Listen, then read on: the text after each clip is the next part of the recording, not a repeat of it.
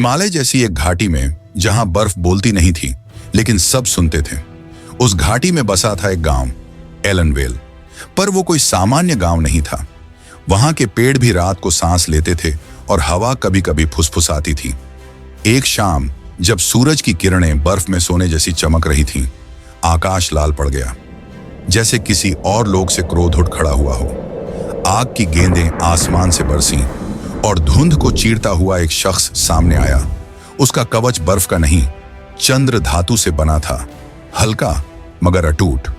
उसकी आंखों में नीली लौ जलती थी और उसके साथ था एक सफेद भेड़िया, कैल, जिसकी सांसें बर्फ नहीं, ठंडी नीली रोशनी छोड़ती थीं। वो था स्नोमैन। गांव में आतंक छाया। फायर आर्मी, जो किसी दूसरी दुनिया से आई लगती थी, गांव को राख करने आई थी। स्नोमैन ने कुछ नहीं कहा, बस अपनी तलवार निकाली, एक नीला क्रिस्टल ब्लेड जो हवा को भी काट सकता था। भेड़िया कैल ने जमीन पर पंजा मारा और वहां से बर्फ की लहर उठी। बर्फ और आग के बीच जंग शुरू हुई, मगर ये लड़ाई सिर्फ हथियारों की नहीं, जादू की भी थी। कुछ ही देर में बर्फ ने आग को ढक लिया और फिर बिना एक शब्द बोले स्नोमैन और कैल धुंध में विलीन हो गए, जैसे बर्फ का सपना थे। उसका मौन उसका सबसे बड़ा जादू था। हर महान योद्धा एक टूटी हुई आत्मा से जन्मता है। एक महल था, लेकिन वो किसी राज का नहीं, बल्कि एक हिम राज्य का था। वहां का राजकुमार तीरंदाजी, तलवारबाजी और जादू तीनों में प्रशिक्षित किया जा रहा था। राजा थोरन शक्तिशाली मगर सख्त, उसकी दूसरी रानी और सौतेला भाई प्रिंस रेगन राजकुमार को अपना शत्रु मानते थे। एक रात साजिश रची गई। बर्फीली खाई की ओर बुलाकर उसे धक्का दे दिया गया। जिसे मर जाना था वो हिम की आत्मा बन गया। खाई के नीचे का जंगल जादुई था। वहां के पेड़ चलते नहीं थे मगर सोचते थे। एक घायल मादा भेड़िया सिल्वा, जो खुद एक मून वुल्फ थी, उसे ढूंढ कर ले आई। उसने बच्चे को बचाया, अपनी गुफा में रखा। वहां उसने उसे हिम शक्ति की भाषा सिखाई, एक ऐसी भाषा जिससे बर्फ भी आदेश मानती है। कुछ समय बाद सिल्वा ने एक बच्चे को जन्म दिया। कैल, इंसान और भेड़िया दोनों भाई बने और फिर जन्म हुआ स्नोमैन का। हिम छोटी पर एक अंधी महिला, हिमदर्शिनी, सदियों से स्नोमैन की प्रतीक्षा कर रही थी। तू चंद्र धातु से बना है, लेकिन तेरी आत्मा अब भी इंसान है। न्याय का रण तुझ पर बाकी है। उसके हाथ में एक झुनझुना था, वही जो राजकुमार के पास हुआ करता था। तेरा भाग्य एक हिमयुद्ध की ओर बढ़ रहा है, वहां जहां तेरी आग बर्फ से टकराएगी। कुछ चेहरे अपने आप नहीं आते, वो नियति के दरवाजे से निकलकर तुम्हारे पास पहुंचते हैं। बर्फ की घाटी के पार एक कांच जैसे चमकते महल में रहती थी रानी एलारा। उसके बाल चांदी जैसे चमकते थे और आंखें जैसे झील में गहराई हो। वह सुंदर थी, लेकिन उसकी मुस्कान में एक रहस्य छिपा था। जब आकाश में लाल लपटें उठीं, एलारा ने हिम दीपक जलाया। उसकी लौ सीधी आसमान को चीरते हुए स्नोमैन तक पहुंची। तू ही है वो, एलारा बोली, जिसे बर्फ ने जिंदा रखा ताकि अग्नि को रोका जा सके। लेकिन एलारा की बातों में सिर्फ युद्ध की पुकार नहीं थी, उसमें यादों की परतें थीं जो स्नोमैन के अतीत से जुड़ी थीं। एलारा ने स्नोमैन को एक टूटे हुए नीले ब्लेड का टुकड़ा दिखाया। ये कभी तुम्हारी तलवार थी जब तुम एलनवेल के राजकुमार थे। स्नोमैन स्तब्ध रह गया। यादें झलकने लगीं, महल, बचपन, पिता की मुस्कान और फिर खाई में गिरना। मैं कौन था? तुम वही हो जो कभी सब कुछ था और अब फिर से हो सकता है। लेकिन वो तलवार तब तक पूरी नहीं हो सकती थी जब तक स्नोमैन अपने डर का सामना न करे। एक रात जब स्नोमैन सो रहा था, कैल दूर अकेले बर्फ पर बैठा कुछ सोच रहा था। एलारा उसके पास आई। क्या तुम जानती हो, तुम सिर्फ एक भेड़िया नहीं हो। कैल दरअसल हिम चिन्हधारी था, एक दुर्लभ प्राणी जिसे प्रकृति की चेतना मिलती है। उसे अपने भीतर की शक्ति जगानी थी, जिससे वो सिर्फ बर्फ नहीं, हवा और सुनाई न देने वाली बातों को भी समझ सके। अब स्नोमैन और कैल दोनों अपने भीतर बदल रहे थे।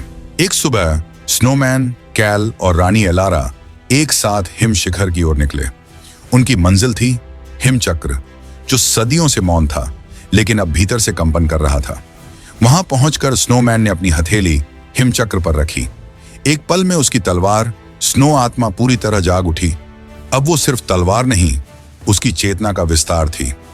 मैं कौन था अब ये मायने नहीं रखता, मायने रखता है कि मैं अब किसके लिए खड़ा हूं। दूसरी ओर फायर जनरल क्रास ने एलनवेल की सीमाओं तक आग की लपटें फैला दी थीं, लेकिन जैसे ही उसकी सेना आगे बढ़ी, चारों दिशाओं से बर्फीले तूफान उठे।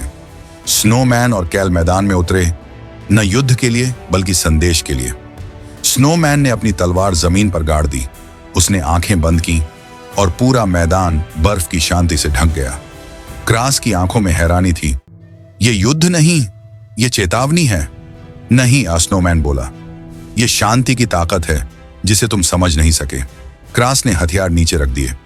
गांव में जब लोग स्नोमैन को वापस लौटते देख रहे थे, एक बुजुर्ग औरत ने चुपचाप कहा, ये वही बालक है जिसे हमने खो दिया था। रानी एलारा सामने आई। हाँ, ये वही है, लेकिन अब ये सिर्फ राजकुमार नहीं, ये हम सबकी उम्मीद है। गांव वालों ने घुटनों पर झुककर उसका अभिवादन किया, मगर स्नोमैन ने उन्हें उठाया। मुझे राजा मत कहो, मुझे वो समझो जो हर बर्फ बूंद की तरह जमीन से जुड़ा है। रात की गहराई में जब सब सो चुके थे, स्नोमैन और कैल फिर से हिम शिखर पहुंचे। वहां उन्होंने अपनी तलवार हिम चक्र में समर्पित कर दी। मैं अब इस शक्ति का स्वामी नहीं, इसका रक्षक बनना चाहता हूं। कैल ने सिर झुकाया।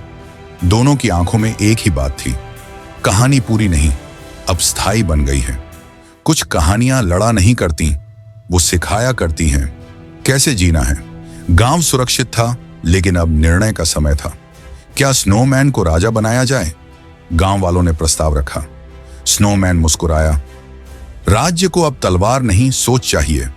उसने एक मंडल सभा गठित की, गांव के अनुभवी सत्यवादी लोगों के साथ, ताकि कोई एक नहीं, सभी मिलकर नेतृत्व करें। कैल की आंखों में अब पहले जैसी बेचैनी नहीं, बल्कि आग्रह था। अब मुझे जाना होगा, दूर उन जंगलों में जहां और भी आत्माएं खुद को ढूंढ रही हैं। स्नोमैन ने उसे गले लगाया। तू मेरा भाई नहीं, मेरा प्रतिबिंब था। अब तू किसी और के रास्ते की रोशनी बन। कैल गया और उसके पीछे नीले तारे बर्फ में चमक उठे। हिमचक्र कांप उठा। रानी एलारा ने चिताया, सिर्फ आग की हार से संतुलन नहीं बनता। अब जाग चुका था अंधकार का तत्व, जो न शरीर न वस्त्र बल्कि यादों को निगलता था। एक साया जिसका नाम था नॉक्स धीरे धीरे बर्फ को काला कर रहा था। लोग अपनी पहचान भूलने लगे थे, शब्द अर्थहीन हो गए थे और डर सांसों में घुल रहा था। कोई रास्ता नहीं था मन सिवाय एक के। हिमचक्र से फिर रोशनी फूटी। स्नोमैन की आत्मा लौटी, मगर अब वो प्रकाश से बनी छाया था। उसकी तलवार स्नो आत्मा हवा में चमकी। उसने नॉक्स की ओर देखा। तू डर है, मैं सच हूं और सच को भुलाया नहीं जा सकता। स्नोमैन ने तलवार को नॉक्स की परछाई में फेंका और पूरा मैदान रोशनी से भर गया। परछाई पिघली नहीं, समझ गई और नॉक्स खुद हिमचक्र में समा गया। स्नोमैन ने तलवार गांव के बीचों बीच गाड़ दी। अब ये शक्ति तुम्हारी है, जो सत्य बोलेगा वही इसका रक्षक बनेगा। स्नोमैन चला गया, लेकिन उसकी कहानी अब हर सांस में जिंदा रहेगी।